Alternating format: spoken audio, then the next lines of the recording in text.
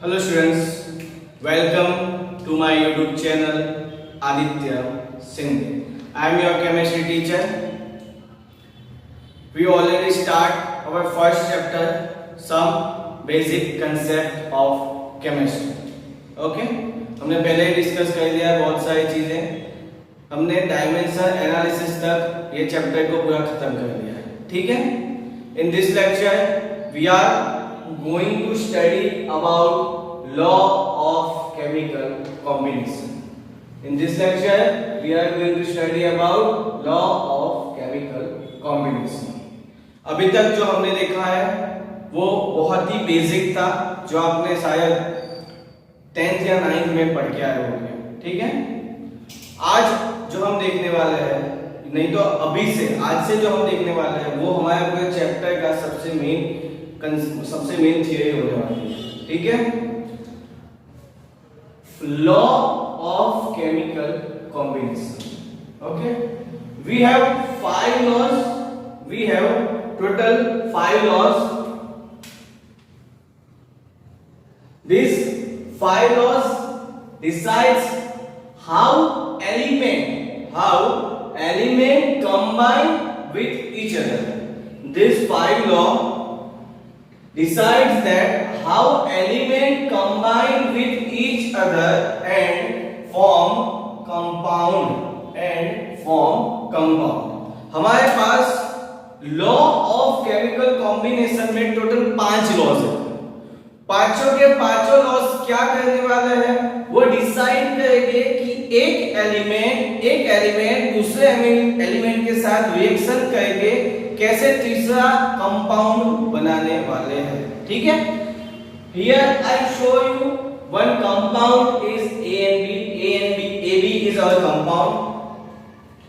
This compound is made by element A and element B. This compound made by element A and element B. These 5 laws decides that how many percentage of element A, how many percentage of element B will be present in our compound. ये 5 laws जो है वो क्या decide करेंगे कि ये जो compound है हमारा AB, उसमें element A, element B, element B, उसका रेशियो कितना होगा, उसका मास कितना होगा, उसका वॉल्यूम कितना होगा, वो कौन डिसाइड करने वाला है. तो हमारे ये जो 5 लॉ है, लॉ ऑफ केमिकल कॉम्बिनेशन. ठीक है?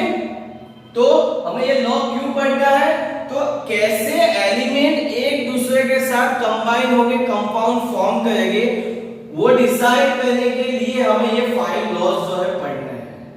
First we are going to start with law of conservation of mass. Law of conservation of mass. तो यहां पे यहां पे हमें टाइटल देख के ही पता चल जाता है कि मास के साथ कुछ रिलेशन है. ये जो हमारा लॉ है वो मास के साथ कुछ उसका रिलेशन है. ठीक है? सबसे पहले हम बात करेंगे, first of all we are going to talk about which scientist give law of conservation of mass. Law of conservation of mass given by Antoine Lavoisier in 1789. This line is important for MCQ. Law of conservation of mass was given by Anthony Lavoisier in 1789. Okay? अभी आपको पता चल गया होगा कि law of conservation of मास किसने दिया था और कब दिया था. एंटोनी लोवेसियर ने दिया था और कब दिया था, तो 1789 में दिया था. Law of conservation of mass says that matter can neither be created nor destroyed. Matter can neither be created nor destroyed, but converted into one form of matter into another ये क्या बताता है? किसी भी मैटर को हम ना ही destroy कर सकते हैं ना ही उसको बना सकते हैं, हम उसका सिर्फ कन्वर्जन कर सकते हैं। उसको सिर्फ वन फॉर्म ऑफ मैटर को, किसी भी एक मैटर को एक फॉर्म में से किसी दूसरे फॉर्म में क्या कर सकते हैं? तो कन्वर्ट कर सकते हैं। ठीक है, देखते हैं एग्जांपल के साथ इसको समझने की कोशिश करते हैं। We have element A and element B. These two elements combine, element A, element B, combine with each other and gives compound A and B, compound AB. Okay? And the mass of this compound AB, mass of this compound AB is X. We assume that mass of this compound is X.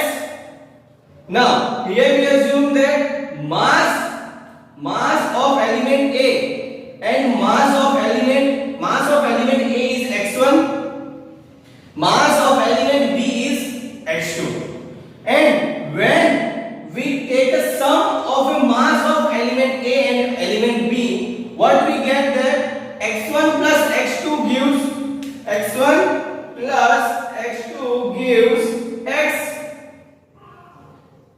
x1 plus x2 gives x. So here we can say that sum of mass of reactant, reactant is element A and B. Sum of mass of reactant is equal to sum of mass of product. Here product is AB. Sum of mass of reactant is equal to sum of mass of product. ठीक है, जब ये condition follow होती है, जब कभी भी ये कंडीशन किसी भी रिएक्शन में फॉलो होती है, तो आप ऐसा बोल सकते हो कि जो ये रिएक्शन होती है वो क्या है? लॉ ऑफ कंजर्वेशन ऑफ मास को क्या करती है? तो फॉलो करती है। ठीक है ना? और ये तभी आ सकता है जब एलिमेंट ए और बी जो है वो पूरी तरीके से, एलिमेंट ए एंड बी पूरी तरीके से कंपाउंड ए बी बनाने में यूज होते हैं। ओके, अभी यहां पे देखो कि पूरी थियरी में ये जो हमारे पास लॉ है उसमें सबसे मेन चीज जो है वो यही है, सबसे मेन चीज जो है वो यही है। क्योंकि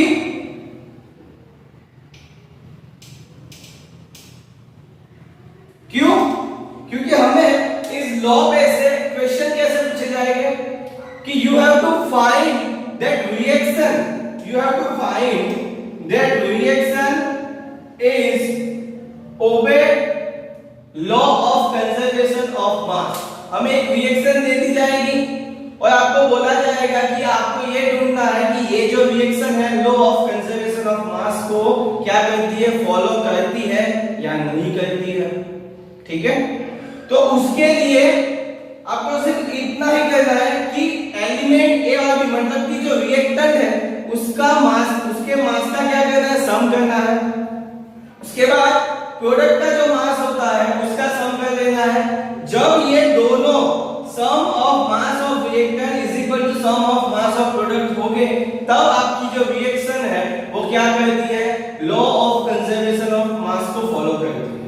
अगर ये इक्वल टू नहीं होगा, if the sum of the mass of reactant is not equal to the sum of the mass of the product, then this reaction is not going to follow the law of conservation of mass। Okay, मैंने यहाँ पे एक दूसरा equation दिया हुआ है। In this equation, carbon react with oxygen, carbon react with oxygen and gives CO2 and gives CO2. We have to find that this reaction follow, we have to find that this reaction follow or not, sorry, this reaction obey or not obey the law of conservation of mass। जो ये reaction है law law of conservation of मास को follow करेगी या नहीं करेगी, वो हमें फाइंड करना है। तो जैसे मैंने बताया, आपको सिर्फ इतना देखना, इतना ही फाइंड करना है कि sum of mass of reactant is equal to sum of mass of product हो जाना चाहिए। तो यहां पे हम देखेंगे कि कार्बन का एटॉमिक मास, कार्बन का जो एटॉमिक मास होता है कितना है, तो 12 होता है। उसी तरीके से ऑक्सीजन का होता है 16। Okay, so here carbon atomic mass is 12, here we have 2 oxygen, therefore 2 into 16 gives 32, gives 32. If we take the sum of 12 plus 32, what we get? 44.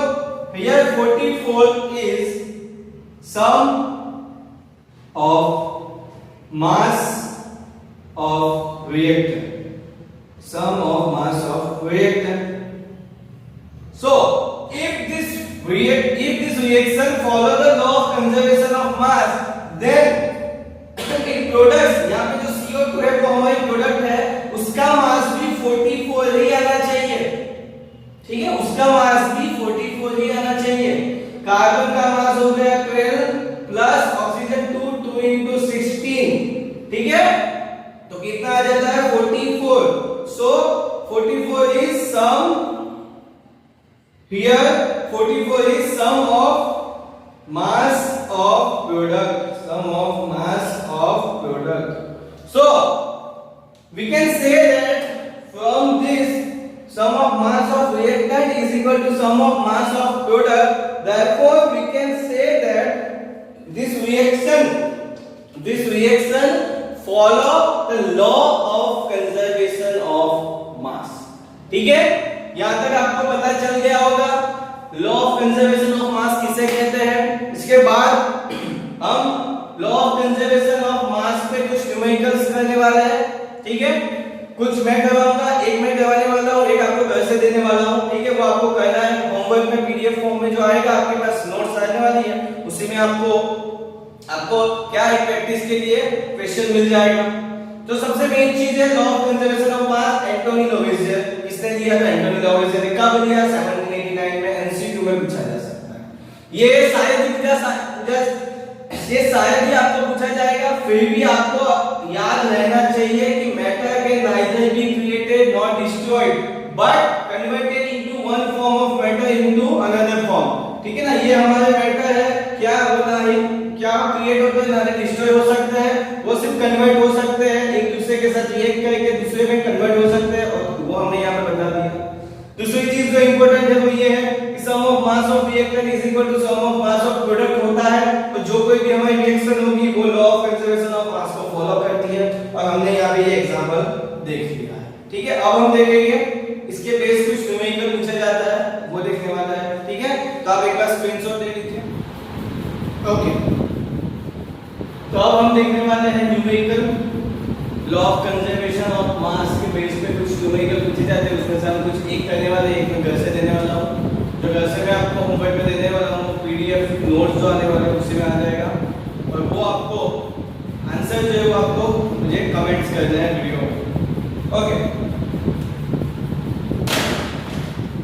1.5 gram of C2H6, C2H6 it means ethane. क्या ये ethane का formula है? C2H6 जो है वो क्या है? Ethane का फॉर्मूला है। On complete combustion give 4.4 gram of CO2 and 2.7 gram of H2O, so that reaction obey the law of conservation of mass। तो बोला है कि what हमें ऐसा बताया है कि इथेन का complete combustion,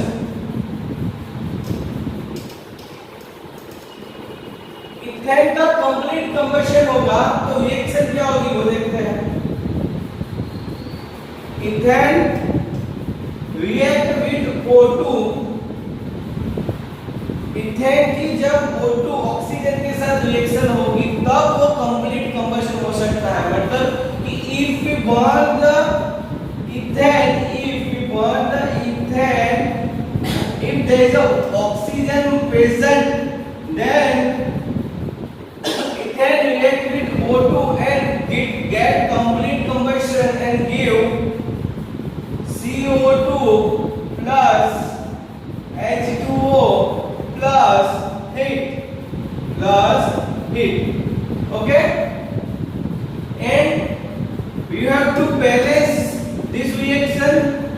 Okay, to balance we have to put here 2, here 7, here 4 and here 6. Okay, I am not going to explain you how this balancing come. You have to, आपको खुद से ही balance करना है. फिर भी balancing reaction 10th standard में भी आ गया है, मुझे पता है 10th स्टैंडर्ड में भी बैलेंसिंग रिएक्शन है, तो आपको ये भी आना चाहिए. 11th का तो जाने दो, ठीक है. चलो, now in this question we have 1.5 gram ethane, 4.4 gram CO2, 1.5 gram 1.5 gram C2H6, 4.4 gram CO2 and 2.7 gram H2O. 2.7 gram H2O. What we have to find that this reaction obey the law of conservation of mass. ये हमें ढूंढना है. तो मैंने पहले ही बताया था, we have to sum of reactant.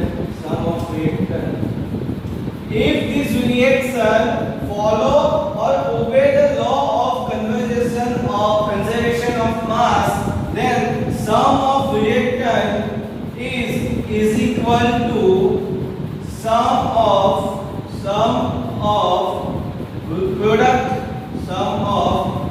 product. ठीक है, sum of product.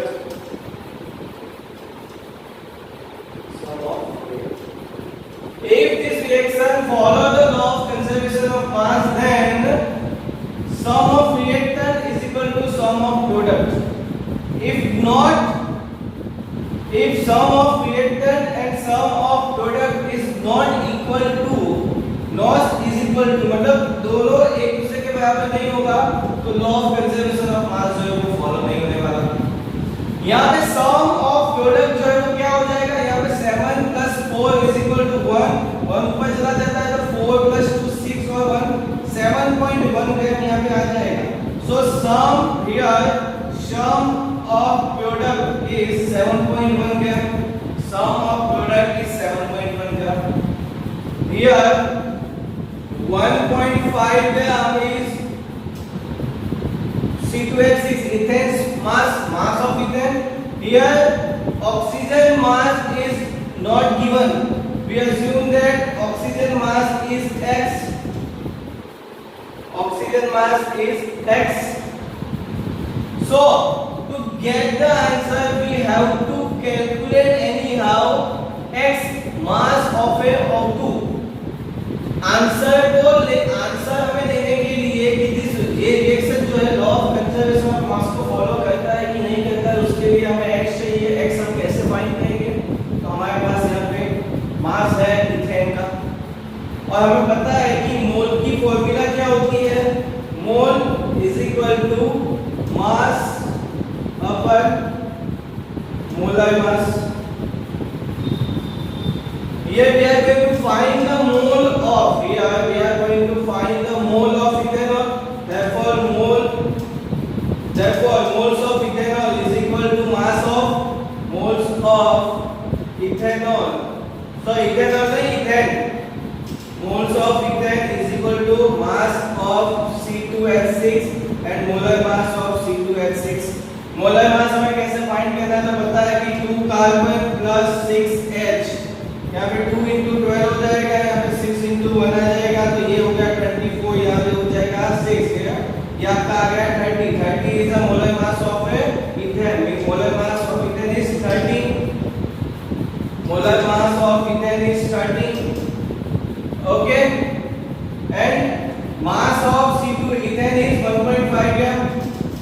0.5 gram.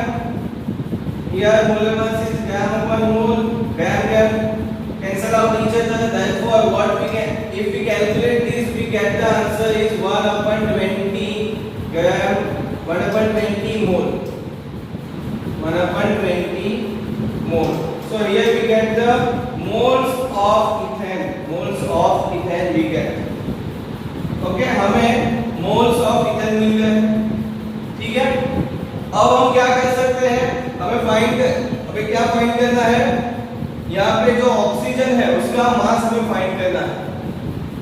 ठीक है, तो अगर किसी तरीके से मैं अगर ऑक्सीजन के मोल में फाइंड कर दूं तो इस इक्वेशन से हमें ऑक्सीजन का मास मिल जाएगा. ठीक है, देखते हैं. चलो अब हमें देखने वाले हैं कि ऑक्सीजन का मास कैसे हम फाइंड, ऑक्सीजन का मोल्स हम कैसे फाइंड कर सकते हैं. Here we see that if 2 mole of C2H6, हमें C2H6 का कंप्लीट कंबशन करना है, उसके लिए रिक्वायरमेंट क्या है 7O2, मतलब 2 moles of C2H6, 2 moles of C2H6 require 7 moles of O2 for complete combustion. But in this question we have only 1 upon 20 mole of CO2, 1 upon 20 moles of C2H6, 1 upon 20 mole of C2H6. So from this we get the mole of O2. यहाँ पे मैं क्या बता रहा हूँ कि 2 mole of C2H6 का complete combustion करने के लिए 7 मोल ऑफ O2 चाहिए होते हैं. हमारे पास इक्वेशन में कितने मोल है वो हमने वहां पे फाइंड किया, 1/20 मोल है. तो इन 120 mole of C2H6, 1/20 mole of C2H6 को इसका कंप्लीट कंबशन करने के लिए हमें कितने मोल चाहिए तो वो हमें पता नहीं है. तो यहाँ से हम पता लगा सकते हैं कि मान लो कि ये y जितने मोल्स चाहिए तो y इज इक्वल टू हो जाएगा 7 upon 20 into 2, therefore 7 upon 40 mole. Therefore here what we get, this is the moles of O2. 7/20 mole is the moles of O2. Okay, यहाँ तक पता चल गया. यहाँ पे हमें क्या मिल गया, तो मोल्स ऑफ O2 मिल गए हैं, O2 के मोल मिल गए हैं. ठीक है, तो इस इक्वेशन, ऐसा ही इक्वेशन ऑक्सीजन के लिए हम रखेंगे और मास ऑफ O2 हम फाइंड करेंगे. ठीक है, यहाँ तक आपको पता चल गया होगा. ठीक है, एक बार आप स्क्रीनशॉट दे दो, मुझे ये रब करना पड़ेगा, जगह नहीं है इसलिए. ठीक है, स्क्रीनशॉट दे दिया. Okay, now we are going to find the mass of O2. We get the moles of O2 and from the equation of mole we are going to find the mass of O2. Okay, chalo. So mole of O2 is equal to mass of O2 divided by molar mass of O2. Moles of O2 is 7/40 mole. Okay, is equal to mass of O2. What we assume that mass of O2 is x. Mass of O2 is x. Mass of O2 is x. We assume here. Molar mass of O2 is 32. We all know that. Therefore, 32 gram upon mole. Therefore 7/40 mole into ये यहाँ पे चला जाएगा तो 32 gram upon mole is equal to x. Mole cancel out each other. Here 8 into 4 is equal to 34 and 10 into 4 is equal to 4. 10 into 4 is equal to 4 and 4 and 4 cancel out each other. Here 4 into 2 is equal to 8 and here 2 into 5 is equal to 10. Therefore 2 and 2 cancel. So here we get x is equal to 20. What we get? X is equal to 28.5 gram.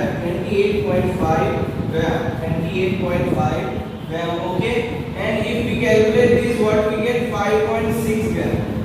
Therefore what we get? The mass of O2. We get the mass of O2. Okay, mass of O2. Now we have to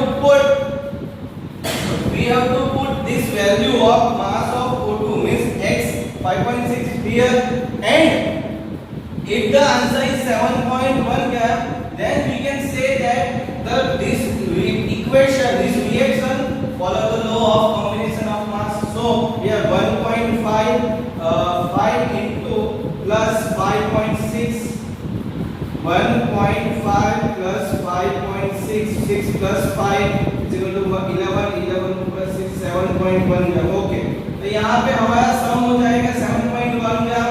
ये क्या था? Sum of product. ठीक है ना, sum of product, sum of mass of reactant, sum of mass of reactant, sorry, sum of mass of reactant था और sum of mass of product था.